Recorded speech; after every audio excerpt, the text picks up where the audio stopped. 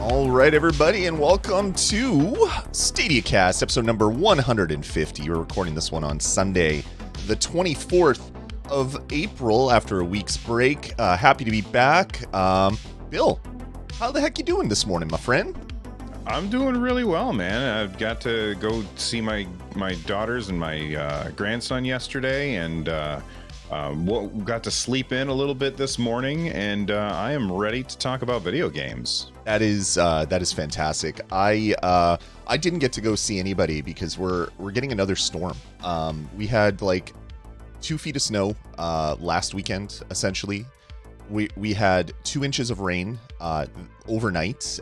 We're just getting slammed by weather here for some strange reason. I don't even know what the heck is happening. Hopefully that's not a sign of things to come for the summer. But man, I'm really tired of like humidity, whether it's frozen humidity or get in your face and make you feel miserable humidity. I really want to I want the sun to come out and the grass to start growing because I'm tired of this junk.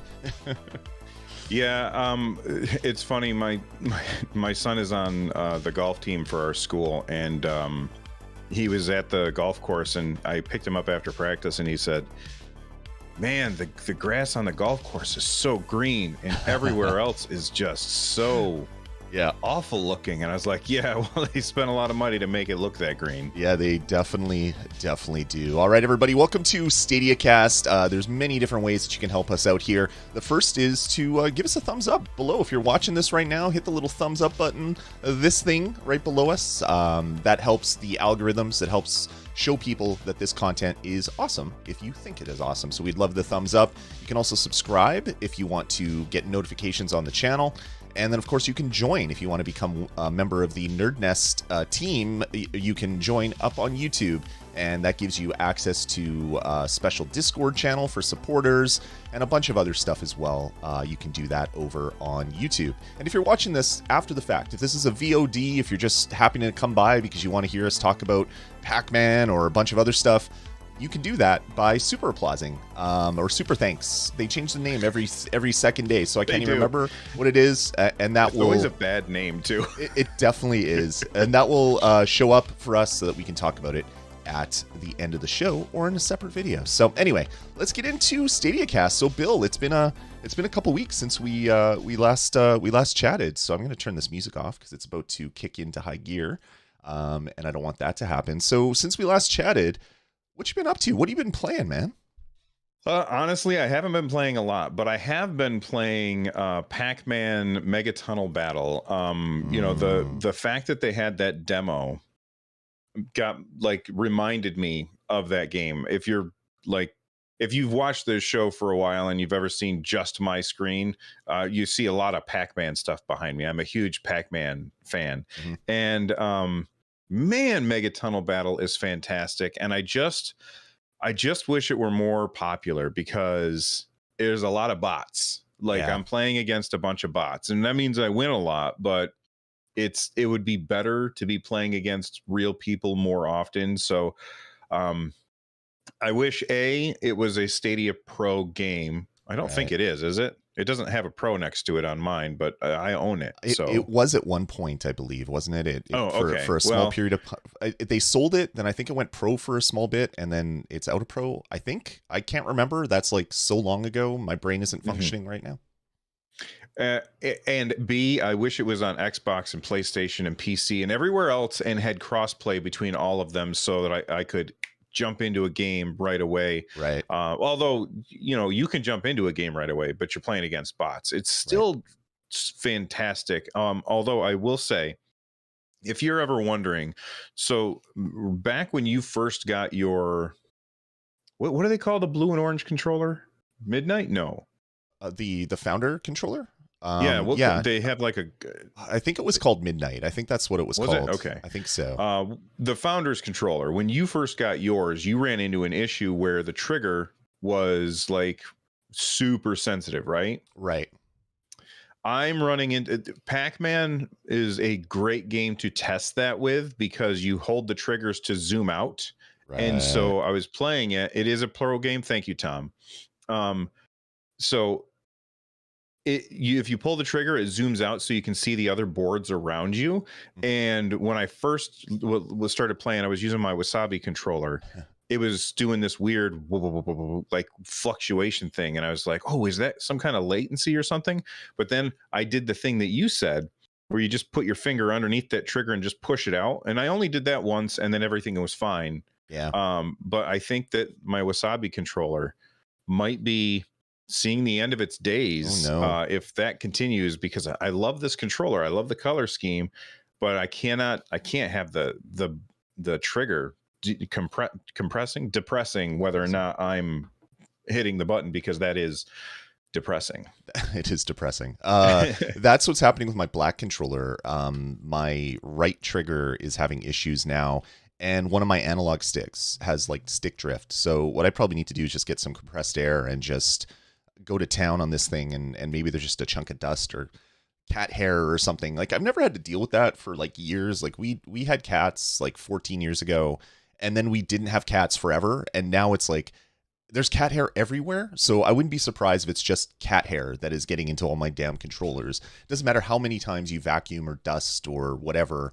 It seems to get in everywhere. So I'm going to take some compressed air to mine and see if that'll fix it. But yeah, I'm noticing issues with that as well. That makes me wonder if maybe that's part of the reason why we're seeing fewer and fewer controllers up on the marketplace to buy.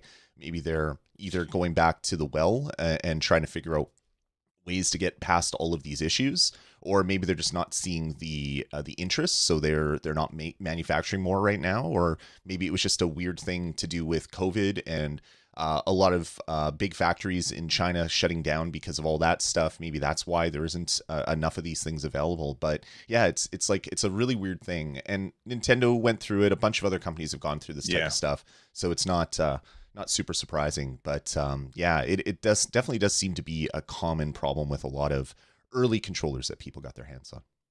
Yeah, and this isn't an early controller, but I use it all the time. So I'm not saying, oh, this is shoddy workmanship or something. I'm just saying I've used it a lot and it's starting to wear out, I guess. Right. Somebody in chat was like, can you repair it? The Stadia controllers don't have any screws in them on the outside. So even if they did, I would be hesitant myself to take it apart and try and fix it, because I know that I don't have the manual dexterity to fiddle with little tiny parts or whatever. Right. But trying to get this thing open is kind of a hassle. So I'm not even going to bother. Yeah, you need a box full of guitar picks or other sort of spudger tools to split that thing open and get that glue and that gasket open. Yeah, too much work for me. I know it's possible and people have done it. I can't be bothered these days to do stuff like that. Same. Definitely. All right, so you've been playing. You've been playing Mega Tunnel Battle. I've been dipping into a couple older games that I had started and didn't get too far into. The only game that I've actually like actively been playing in the last week is Minecraft Dungeons, which isn't on Stadia, but a new patch came out. So we had a huge multiplayer thing with the family yesterday, and that was a hell of a lot of fun. And that's pretty much the only real game time that I've had over the last little bit, other than dipping into some of my older games. I spent an hour or two with Assassin's Creed Syndicate again, and man, I love that game. I love the like jumping from trains and going through kind of like early London. I've seen a lot of movies in that era, and I kind of love it with like the Newsies on the corner and all that other crazy stuff that's happening. Getting into like car to car battles, but they're being pulled by horses. It's such a weird time to have an Assassin's Creed game, and I've been absolutely loving it. So I really dig it. I love older Assassin's Creed games, and it is very convenient just to hit a button and you're playing it without having to worry about installing and downloading and updates and all the other garbage that you have to do when you're playing on console or whatever. So it does make it easy to dip in for even 20 minutes because there's no setup time on Stadia. You hit a button, you're in, you're playing, and then you're gone, which is pretty fantastic. Yeah, I'm not going to talk about it on this episode, but just a quick preview.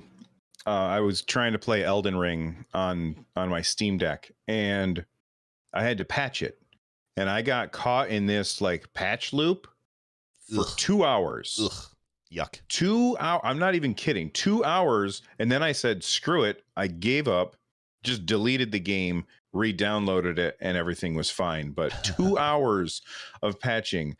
Downloading games is for the birds, I gotta say. It 100% is. Like I was trying to get the new DLC for Tiny Tina's working on my Xbox, and I couldn't. I downloaded it, I started it, I restarted my Xbox. Like why should that be a thing that you even have to think about these days? You don't have to do it on Stadia. You just you click claim or click buy, and it's in your library. No downloads, no installs, no anything. So yeah, I definitely I feel you there for sure. For sure. All right, man. Well, what do you say we jump into the news, unless there's anything else you've been playing over the last little bit? No, that's pretty much been it. Has been Pac-Man, which if you haven't played it, play it. It's awesome. Definitely. All right. Well, let's get into the news.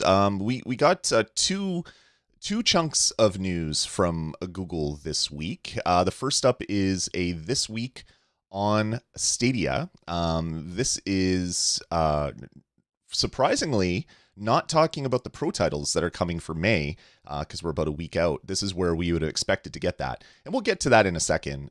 So no worries there. But yeah, this is This Week on Stadia, with the big thing that they're talking about this week is game demos. So that has been a popular thing for Google to focus on over the last few weeks, really pushing these timed trials, which is great because, like, you can, in the past, demos have existed, Bill, but you needed to sign up for a Stadia account before you could even see that there was a demo. This is not what Google is doing anymore, which is a fantastic thing. So part of This Week in Stadia, they added 4 new demos: Pac-Man Megatunnel Battle, which Bill talked about, Blaze and the Monster Machines, Axle City Racers, Dragon Quest XI's, Echoes of an Elusive Age, and Little Nightmares Complete Edition. So these 4 demos are pretty varied. What do you think of the offerings that Google seems to be dropping into this demo program that they're doing? I think it's important to hit a variety of stuff. Like, make sure that you can, like, don't put out 3 shooters. You know what I mean? Yeah. This definitely feels like something for everybody. And I haven't played Blaze and the Monster Machines, whatever that is. It's another Outright Games game, so I'm not going to play that nonsense. But it's good that they can get people in that way. But then Pac-Man Megatunnel Battle, like I said, that's a really, really fun game. Should be free to play and supported by microtransactions, but they decided to make it $20. But that's neither here nor there. I think that that's a really good one.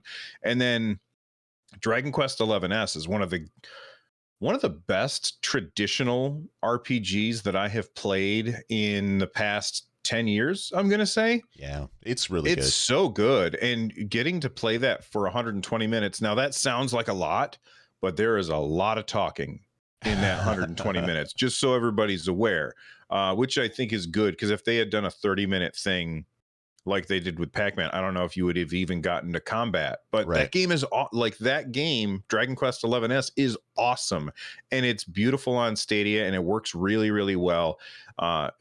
This is a really good combination of things. 100%. I agree with you fully. You have an action arcade game. You have a racer that also skews to kids, so you have a kid game included. So you're hitting 2 ticks off of one demo.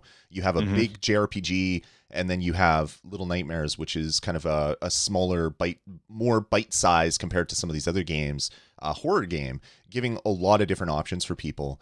If you go over to stadia.google.com/games, you can see all of the demos now. There's 13 up. Most of them are like 60 or more minutes. There's a bunch of them that are 30 minutes, but it seems like 60 to 120 minutes seems to be kind of like the sweet spot for a lot of these demos.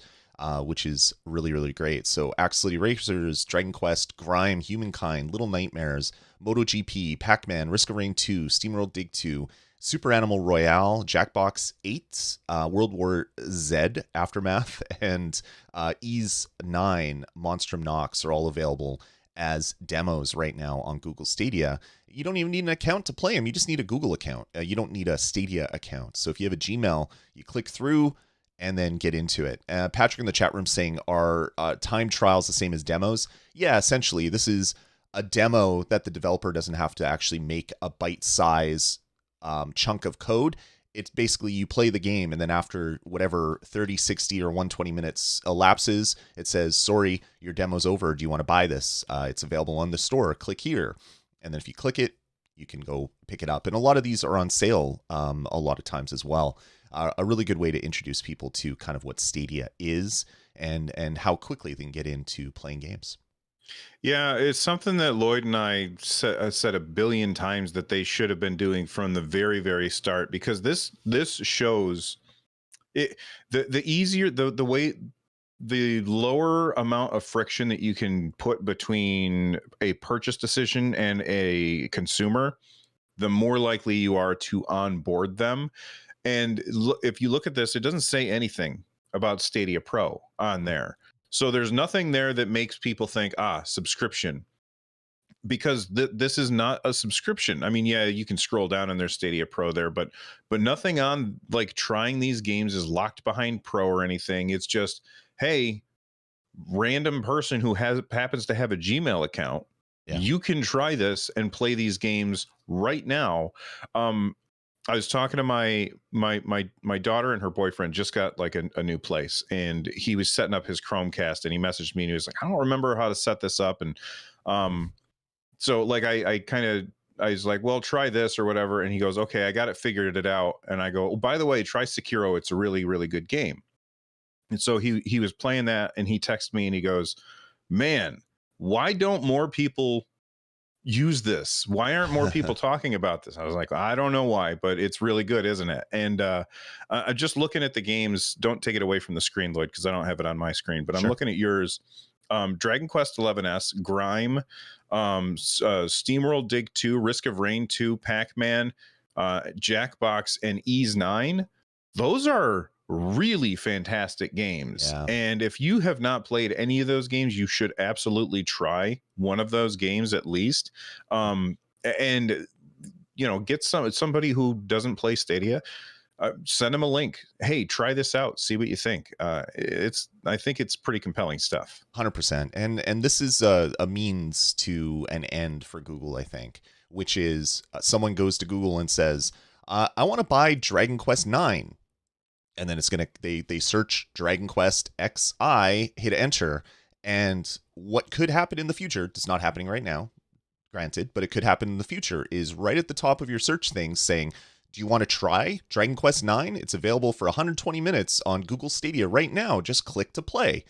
And they're going to be like, what? I don't have to buy this for my PlayStation or my Xbox or my PC or Switch. I can just click this button and boom, they're in it, they're playing. And then after their 120 minutes, hopefully it has the hooks in super deep, and it's going to say, okay, your 120 minutes is up. Do you want to buy it? It's on sale right now for $40. And then it brings them over to the Stadia store. They click buy, and they're a Stadia gamer, a Stadia user, a Stadia fan without even really knowing what Stadia was. They just did a Google search for a game. It worked. They played it on their browser. Next thing you know, they're buying games on the service. This is what we, from day one, Bill, we've been saying is you should be able to try every game for 15 minutes at least. You should be able to Google search for a game, and it should come up and say play now or buy. And when you're watching a YouTube video where someone's playing Dragon Quest 9, at the bottom where it says, there's a link for Dragon Quest 9, or 11 rather, which takes you to kind of like the category page for this game on YouTube. There should be a thing beside it saying, available to play right now on Google Stadia. Click to play. And that should be two buttons there, not just the one. Bring people over, convert them into Stadia users without really telling them what Stadia is. Because the proof's in the pudding. You can tell people that you should change the way you're doing things. So you've done this thing your whole entire life. You've played video games by putting a cartridge in or a CD in. you're not going to do that anymore. You have to digital download, and everyone's just like, what? No, that's too much stuff. But if you just let them experience it, that's a powerful way to convert people over from doing things one way that they're used to giving them maybe a new routine, just by putting it up in the Google search. So this is huge. Having these 13 demos that are up right now. Google's plan is to have a demo for every game. I know some publishers probably won't want that. But for the most part, it'll be more the exception that there isn't a demo in the future, I'm assuming. This is a huge service. It makes sense why Google is spending so much time focusing on it in their marketing emails these days.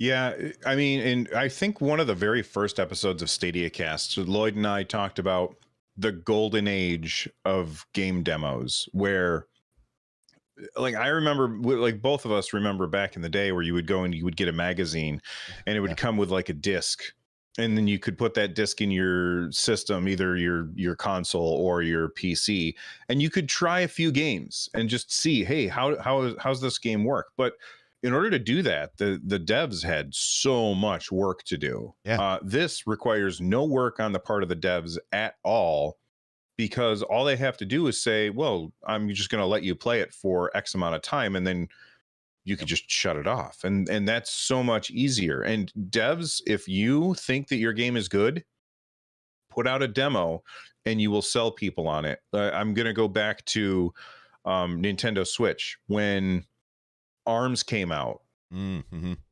Like we all saw the announcement for ARMS, and I was like, oh no, Nintendo's doing this stupid waggle crap again. And I didn't want that. I just wanted to push a button and play the game. But they put out a demo for ARMS. And when I played it that weekend, I was like, okay, I'm completely sold on this game. And it is one of my all-time favorite fighting games. It's super, super fun. And I never, ever would have spent any money on it if they didn't put out that demo. So if your game is good, then your demo will move inventory. And if your demo is not, if your game is bad, then it won't. And so if somebody doesn't want to put out a demo, I'm going to assume, if they don't want to put out a demo on Stadia, I'm going to assume that they don't believe in their game, because if they did, right, there's no friction there for them. Yeah, it, like back in the day, like you were saying how much work it was for a developer.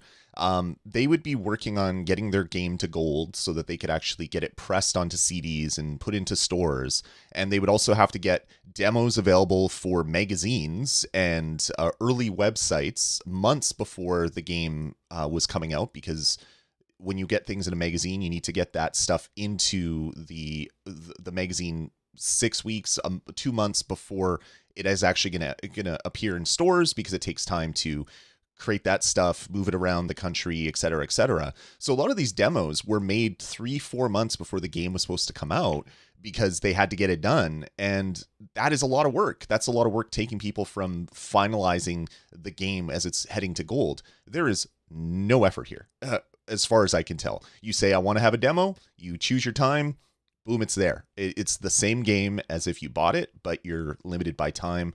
Totally makes sense. Love what they're doing here. Did see people on Twitter talking about one thing that I can't confirm. So I want to throw it out there as like your mileage may vary, and just a warning. Apparently, if you start a demo, say it's a 60-minute demo, you play 5 minutes and then you stop it and then go do something else and then come back over an hour later and try to play that same demo, it says your hour has elapsed. Because it's meant for one play session. It's not, it doesn't segment that into chunks. I'm not positive on that, but just a warning out there. If you're thinking, I want to try Axle City Racers, but I don't have time right now, so I'm just going to play 5 minutes, that might actually burn through your demo. I don't own the Axle City Racers game. Most of the games on demo are in my library, so I can't even try them. But I want to try that. PCRA is in the chat room, or PCRA in the chat room, is saying not true. Okay, that's good. I saw like 5 different people talking about it on Twitter yesterday, and I didn't have a chance to try out Axle City Racers. So thank you, PCRA, for letting us know that that's not true. Well, here's what could have happened. Like, let's say that they go to play Pac-Man Mega Tunnel Battle, which only has 30 minutes, which honestly, it should be more than that. Like 30 minutes is not enough time, but I understand it's a quick thing and you can play multiple games in that time. People are not going to, I don't believe that people would abuse it in that way, because they can't get any of the stuff unlocked in that amount of time. But that's beside the point. Let's say that you're playing that game 30 minutes and you don't exit the game, you just close the browser. Well, when you close the browser, your game is still running in the background for another 20 minutes. I think up to 15 minutes. Is it 20 minutes? I think it's 20 minutes. It'll run in the background. Yeah, it's just sitting there running in the background because they're like, oh, maybe they didn't mean to close the browser. And so you can come back and reopen the browser and your game is still there. And you're like, oh, thank goodness. I just killed this boss and I accidentally did something goofy. I can get back in and pick up where I left off. That's great. I mean, that's a very good feature, and it would be very bad for them to not have that feature. If you play the game for 10 minutes or so, and then you close the browser instead of shutting down the game, that could leave the game running in the background and eat up your demo time. Exactly. And that was my assumption for what was happening here. I can't see that this would work the way that people were saying it was online, where you'd start a demo and then come back to it next week and your demo time is gone. But anyway, your mileage may vary. Check it out. Get in there, play some demos. There's a lot of great games. Also part of this week on Stadia, they are talking about golf with your friends again. I still haven't picked up this game. It looks hilarious. I think this is one that I want to play with my family. I haven't had any game time, but this is like wacky, crazy mini golf, where like crazy things can happen. Your golf balls, they can have hats and wigs and things on. So it's not real mini golf. It is extreme mini golf for a reason. That is there, and I believe it's on for $16 US if you have Pro until the 21st, which has already passed. So that is not the sale price anymore. Well, don't feel bad because the sale price was only $1. Exactly. That's pretty pathetic in my opinion. Exactly. So get out there and check out golf with your friends if you want to. And there is also another free add-on to the Dark Side Detective, A Fumble in the Dark. This happens a lot with this game, where they release it and it has like 6 chapters, and then slowly over time they'll add in 2 or 3 chapters after the fact as like free DLC. The first one for that is available right now. It is a spooky doorway reunites us with our paranormal investigator for this exciting new case. One Flew into the Cuckoo's Nest, available to play for free on Google Stadia. If you pick this one up as a pro title, you can now get into the Easter themed case that they had here. The last one being a Christmas themed one. So very, very much themed to current holidays is what they do in the Dark Side Detective. So you can check that out. Yeah, I think there was a few weeks ago on Steam, they had like some kind of event where they had a bunch of demos and stuff. I can't remember what the theme was called, but it doesn't matter. And so I had downloaded Golf with Your Friends on Steam, and I was playing through the tutorial just to figure out how it works.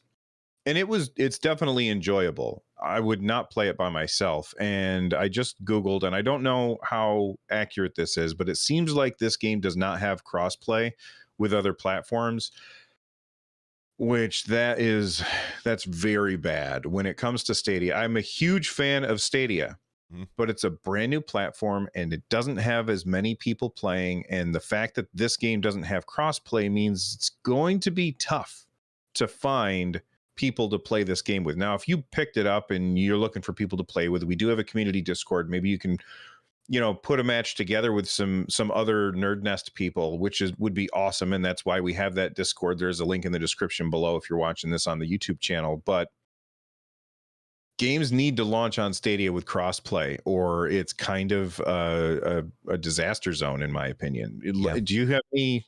Are you less likely to pick it up because of this, Lloyd? Probably not, because I'd probably be playing this one just with my family anyway. So that won't impact. But yeah, like any game that comes to any platform now, it doesn't matter if it's Stadia or any other platform. True. Every game should have crossplay. Like, don't limit your customers based on tribes, the Xbox tribe and the PlayStation tribe and the Stadia tribe. Just let people play your game across all the platforms. Everyone's using the same servers these days. They're using AWS or Google servers or Azure servers. It's not like you're using Sony made servers or Microsoft made servers that are specific for Xbox or Google made servers that are specific for Stadia. Make it crossplay. It makes sense. I know there's a lot more lifting when it comes to that. You need to have like a central account system and you need to track things that way. I get that there's a little bit more heavy lifting as a developer. But man, it just makes it so much easier for your customers if they can just fire up the game and play with their friends. It doesn't matter where they are. So hopefully we'll get into more of that in the near future. More games shipping with crossplay just baked in. Mm-hmm. All right, so this week on Stadia is usually where we get our pro titles. We didn't get that this week. Instead, we got, I guess Google sent out a news announcement to the people that they send this type of information to. So not the blog and not people like us, to say, hey, here's 3 pro titles that are coming in May. Okay. You had a blog post just hours ago. This is really, really bizarre, but all right. So on 9 to 5 Google, they're talking about the 3 pro titles being Lamotes, which we've already heard about on a Next Up on Stadia before. This is a really fun and squishy kind of puzzle game, which is pretty awesome. For some reason, my internet isn't.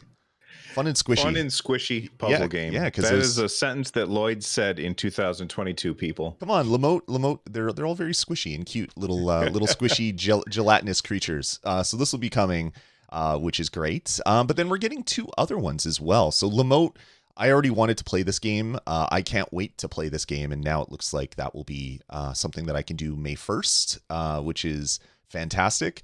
But we're also getting the 1 to 3 player RPG shooter Outriders, which is a game that unfortunately launched with all sorts of problems across every platform. Like, this isn't a Stadia issue. This is a game issue. There was some major game-breaking bugs. I've played it on 3 different platforms now, and it's still rough on all of them still. But they're coming out with a new update in the near future, and Outriders is going to be part of Stadia Pro in May 1st. Great game. Definitely check it out, but be alerted. There are still some issues with this game. So check that one out. You'll be able to do that on May 1st. And then Paw Patrol, the movie, Adventure City Calls. So another Outright Games game will be as a part of Pro.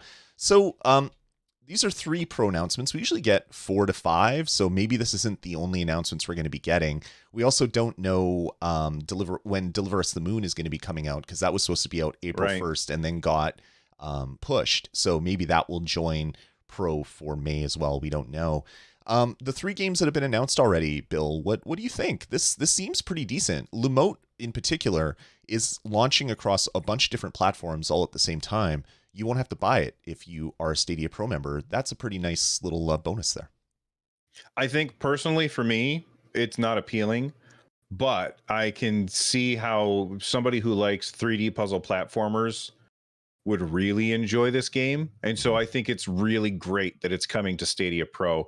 And I'll obviously try it out, but I don't anticipate myself getting too drawn into it. It just... I don't know. I guess I just don't have the attention span for this kind of game. It's just something that I have got to learn about myself, that as much as I see these games and I think, oh, I bet you it's so fun, and then when I play it, I'm like dozing off in the couch. But for the people who love these kind of games, Lumo looks really good. I do adore the art style. Like, the art direction of this game is really, really cool. I love the super bright neon style colors. I think it's really, really pretty. Yeah, I agree with you there. I realized that I didn't have the video up playing on the screen as we were talking about it earlier. So people are just looking with a description like fun and squishy. I don't know that we needed to see. I mean, I could have been talking about myself, I guess, but maybe not. Yeah, this game just looks so fantastic. I think it's already out on PC or something. I believe I could be wrong there, but it will be coming to other platforms and available free with Pro May 1st. What about Outriders and Paw Patrol? I mean, we get another kids game for the platform, which is huge for parents that just want to buy a $10 a month subscription and let their kids play all the kids games that are on it. Like, that's a pretty decent choice, especially with Stadia coming to more and more TVs as we come along. But what do you think of Outriders and Paw Patrol coming to the service? So I mean, I think that the more varied games that are available on Stadia Pro, the better. I think that Paw Patrol is going to be great for its target audience. I don't care about it, but this isn't about me. Right. So I think that that's a good thing. Outriders, boy, I really want to like Outriders. It's like all of the game design in Outriders, like you called it a good game earlier, and I wanted to say I disagree there. It's a game that has ridiculous potential. Like I love the design of the game. I love the world that they built. I liked the voice acting that we've seen. I liked the way that the characters, how you can customize your character and focus on, this kind of gameplay is how I want to focus. And so you pick the abilities that matter most to you and the guns that go best with the abilities that you chose. Yeah. Like all of that stuff is wonderfully designed. But when I play the game on Stadia, the latency is terrible. When I play the game on GeForce Now, the latency is terrible. On Xbox. And when I play the game on Xbox, there's no latency, but it just doesn't. There's something wrong there, and I cannot put my finger on it. It's a game that is so close to being good, but at the same time so incredibly far away. And it sucks because I really want to like this game. It's definitely the kind of game that has the repetitive gameplay loop that my ridiculously bad attention span can hold on to for a long extended period of time. Right. But just playing the game just is not enjoyable, and that's too bad. I can see that. I really loved the action of the game, like the cover based fighting, the various classes of enemies that you're fighting. It was, to me, it was like they took Gears of War and Division and just kind of like mushed them together and made a new game out of it in a really fun sci-fi world. I really, really dig it. But just the performance across all the platforms was so bad at launch. It's gotten better. I jumped in recently, I think on Xbox, or it might have been on PC. I can't remember.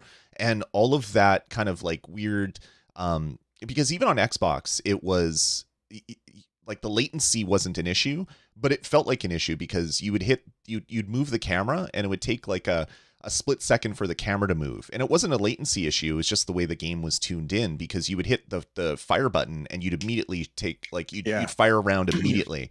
But certain things had almost like a small delay before they started moving. That's not a case anymore. The game performs fantastically well. But it's one of those things like Marvel's Avengers came out and just did terrible at launch. And then it took forever for them to make the game good. What most people would call good from a performance standpoint, but you've already alienated a large percentage of the people that bought your game that will never come back to it. So hopefully with Pro, people will be able to get in and do some co-op on Stadia, because it is a really, really, really good game. It's fun. It's a fun game. Good. I use good in many ways. So let's not use that word. It is a really fun game with a lot of amazing gunplay elements, like the different weapons and powers all come together. Like to me, it felt as good as like Diablo ever felt, when you find like the best drop and you're proccing all these like AoE things automatically just by firing. Like, I love that type of stuff when you feel super overpowered. This game can make you feel super overpowered, but man, did it ever stumble at launch. It did. So speaking of Marvel's Avengers real quick, that's a game that you played on Stadia, like 50 hours of it on there, right? Yeah, 80, I think. Yeah, long okay. time. Are you jumping back in? I guess Mighty Thor is coming as the newest character to Avengers. Are you going to be jumping in with that? I love Mighty Thor. I bought that whole comic that whole comic series when it came out. I love the kind of the mythology and the storytelling behind it. I am not a fan of Marvel's Avengers. Like, That is a game that is bad. It is really 80 hours. really He's not bad. a fan. Yeah, because I wanted to beat the story, right? I love Kamala Khan. I love the thought of bringing her from a kid to she's now a superhero fighting with the Avengers to save the world. But man, did they screw up that launch? We'll say. So yeah, I will not be dipping in, I don't think. Oh, and you know what? Boy, it's funny. Both of those games they're both Square Enix, aren't they? Yep. Yeah. I wonder if they use the same engine and it's an engine issue. Makes me wonder. That could be it. Because I remember when I played, I didn't pick it up on Stadia, but they had a demo. Did they have a demo on Stadia? For or was it Avengers? Avengers. I don't remember. But I pre-bought it at launch because I wanted I think that's the one I got my free controller for or whatever. So I think that's one that I ordered super early on. There was some reason why I pre-ordered like months before the game came out. I think that at some point they had a free weekend or something, and I played it, and there was the moment where like you're on the bridge and you're going across the bridge as Iron Man and you're trying to shoot at stuff at launch. That sucked. It was terrible. Like I couldn't hit anything. Yeah. And I was like, did they even try this? So boy, I do wonder if they are using the same engine for both. I mean, I don't know, because one is Square Enix, what is it, Eidos? And then the other one is People Can Fly. They're just both published by Square Enix. Who knows? Right. Anyway, Lloyd put 80 hours into a game that he didn't like, and Lumos is fun and squishy. So if you learn nothing else from the show today, you learn that. Have you never started watching a movie and then you realized it's a 2-hour movie and you're an hour and 15 minutes in, and it's like, well, do I either want to waste an hour and 15 minutes for nothing, or do I want to put in the extra half hour and just eat my lunch, whatever that lunch is? I'm gonna eat my lunch. That's what Marvel's Avengers was for me. I wanted to finalize the story so bad because it was really interesting, but it was like it would be like reading a book, but before you could turn the page, you had to headbutt a wall, and then you could turn the page. Like your book was locked. That was kind of what some of the experience playing Marvel Avengers was to me. Maybe not that bad, but yeah. Yeah, go play it. I don't know. That is like the worst advertisement for that game. So no one's going to listen to that and play it, unfortunately. All right. Let's move on to next up on Stadia. We got announcement of 2 new games that we heard rumors of, and then another one that is completely new. This surprised me. Death Run TV, published by Merge Games, developed by LaserDog. This is like a spiritual successor to Smash TV and Total Carnage. It's a dual stick roguelite shooter with crazy bosses. This looks so good. I found on YouTube, this is a playthrough, the PC demo from October. The game looks ridiculous, Bill. I cannot wait for this one to hit Google Stadia. I don't know about you. I love me a good dual stick shooter, and this looks fantastic. Oh, absolutely. Like before we started the show, like you happen to have this on your screen, and Lloyd sends me his screen, so I know what he's got. So I know what you guys are looking at when we're talking. And I looked over and I was like, what game is that playing? Because I guess I had missed I had saw that this week on Stadia, but I missed the next up on Stadia somehow. And he was like, oh, that's Death Run TV. And I was like, oh, I saw that in the show notes. I just haven't looked at that yet. And then he compared it to Total Carnage. No, the other one. Smash TV. Smash TV. He compared it to Smash TV, and I was like, sold. I'm in. I'm sold. Yeah, you don't have to say anything. I loved Smash TV. I even loved Smash TV on my Super Nintendo back in the day, where you had no sticks. Yeah. You used the D-pad to move Dirt's direction, and then the 4 face buttons showed which direction you were shooting, which was not comfortable and not very good. But it was one of my favorite games on my Super Nintendo.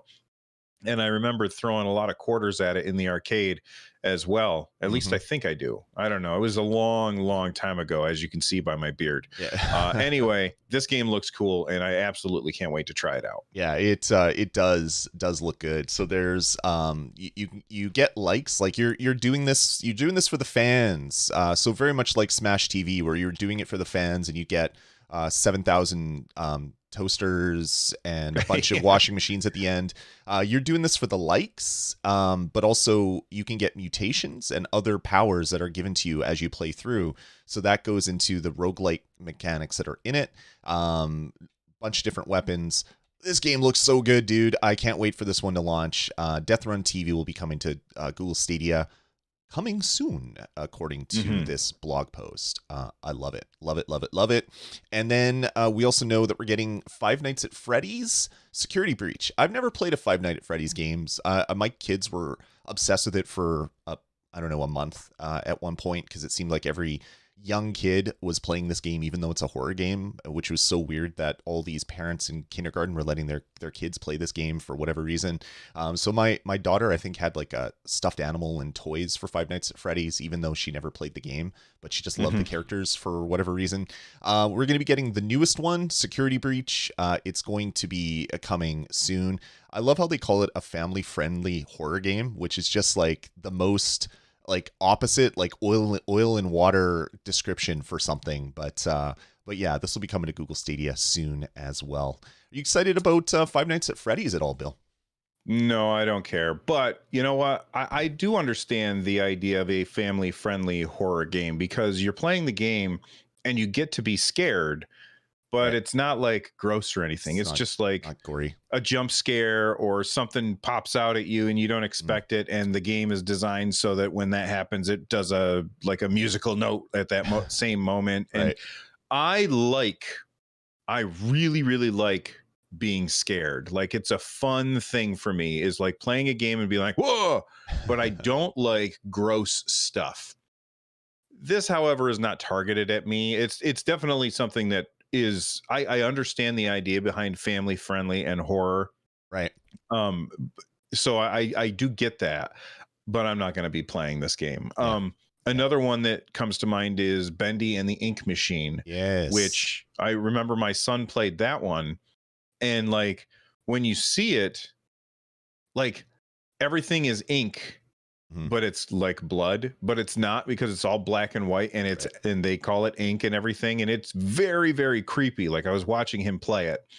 Super creepy game. It's And but like the school, I don't know if you guys have these where you guys come from, but like we'll have like book fairs. yeah, we have book fairs. Scholastic Okay. book fairs is what we call it up here. Yeah, exactly. Scholastic Book Fair is like advertising Bendy and the Ink Machine books and stuff like that. And I was just like, I mean, You he know, was like 10 when he was playing that, so it's not a big deal. But like, they're advertising that to like 4-year-olds.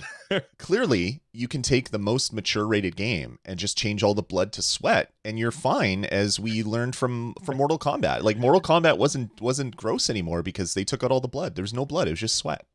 That's right. And then we had, what were they weren't fatalities, they were friendships. Friendship. Yeah, that was Yeah. hilarious.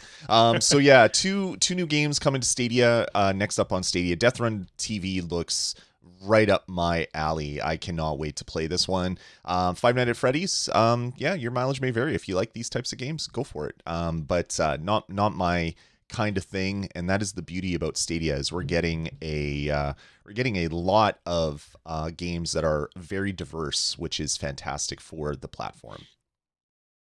All right, let's move on. We got about 10 minutes left, so we're going to go through these ones fairly quickly. We got 3 new game announcements that have been either announced by the developers or leaked through ESRB ratings. The first one up came from the Wiki of the Dead on Twitter, which is obviously a wiki about the House of the Dead. We knew House of the Dead remake was coming out. We knew that they were talking to Stadia. We didn't know if it was still coming to Stadia, but it looks like when the game comes out, April 28th, it is being announced as coming to PS4, Xbox One, PC through Steam and GOG, and Google Stadia on April 28th. It's going to be $25, and it will be coming out on the 28th, which I don't know. I'm not good at my math, but that seems like 4 days away. So that is a pretty awesome. I'm super excited about this. Of course, this isn't official. This is a fan run wiki with unofficial information from the developers that we haven't seen, like a Google Stadia branded a launch trailer or announcement trailer or anything. This is pretty much a lock, I would think. What are you thinking about House of the Dead, Bill? Are you going to pick this one up? If it doesn't come with a light gun, get that out of my house. Like this is actually making me wish that this controller here had motion controls in it. And I hate motion controls, but I think it would be fun to play through with motion controls on Stadia. You know what I would like to see instead on Stadia or on any of these game platforms that can't do light gun is Typing of the Dead. Typing of the Dead. Just bring Typing of the Dead, because you can play that anywhere. And these games, like, I don't think that they can possibly be as fun as they were without the light gun. It's called Nanotale, Bill, and it's available on Stadia right now. You can just play through that right now. It's Typing of the Dead. You're typing, and if you don't type fast enough, you're dead. So kind of the same thing, right? Yeah. It's this one's been announced for so long that it was coming out. It almost doesn't feel like it is going to release on the 28th, but I really want to play through this one, and it'll be coming to Stadia, which is a fantastic thing in my books. And InLead in chat is saying that it's also been officially announced by the devs. There you go. Awesome. Some other more unofficial things before we get out of here. Through a good friend, John Scar, there's a new game called Through the Darkest of Times, which is coming to Stadia from Handy Games. This one looks like it is coming out April 21st, apparently, but it's not. So this was, I guess, when they updated their listing. I don't know. What do you think? Through the Darkest of Times. Have you seen anything about that one? I like the art style. It's black and white strategy game. It's definitely appealing. And the people who are going to like that game or like that genre are really going to like that. Every time I play a strategy game, I play it like hardcore once. Like I play it for...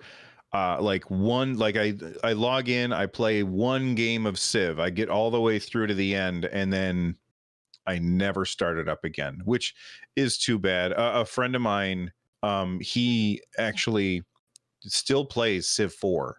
Oh, wow. He still plays Civ 4, and he has like a little notebook. And as he plays, he writes down the things that has happened in his civilization. Oh my gosh. But this, it looks cool. I like the art style. Kind of depressing, but yeah, definitely cool. And for people who love strategy games, we've got Humankind as our as a demo that you can try out, and now Through the Darkest Times as well. Yeah, they call it a historical resistance strategy game. So yeah, it's not bright and sunny of a subject matter, of course, but it is important subject matter that people still absolutely talk about this stuff. So yeah, that'll be coming. It's at least been rated for Google Stadia. And then last and definitely not least, according to our friends over at Stadia Source, Hot Wheels Unleashed has been rated by the ESRB. So this isn't PEGI. This isn't because we've seen games rated for PEGI that haven't come yet. They were rated like a year ago and they're not on Stadia.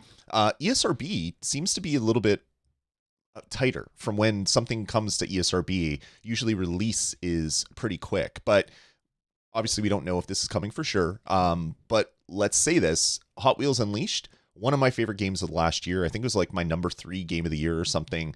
I played so much this game on PC when it came out. It is a fantastic racer.